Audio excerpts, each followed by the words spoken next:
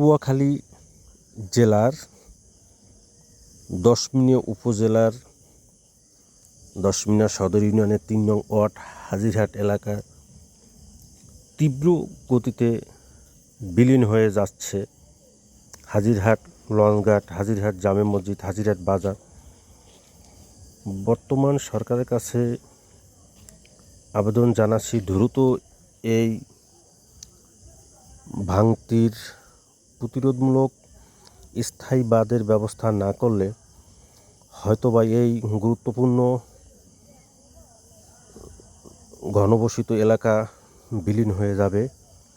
অগণিত মানুষের কবর, শত শত কবর বিলীন হয়ে যাচ্ছে। দ্রুত এই ভাঙতির প্রতিরোধমূলক কোনো বাঁধ তৈরির ব্যবস্থা না করলে হয়তোবা অচিরেই বিলীন হয়ে যাবে। আমরা এলাকাবাসীর পক্ষ থেকে এই মানববন্ধনের মাধ্যমে দ্রুত যেন বর্তমান সরকার এই নদী ভাঙতি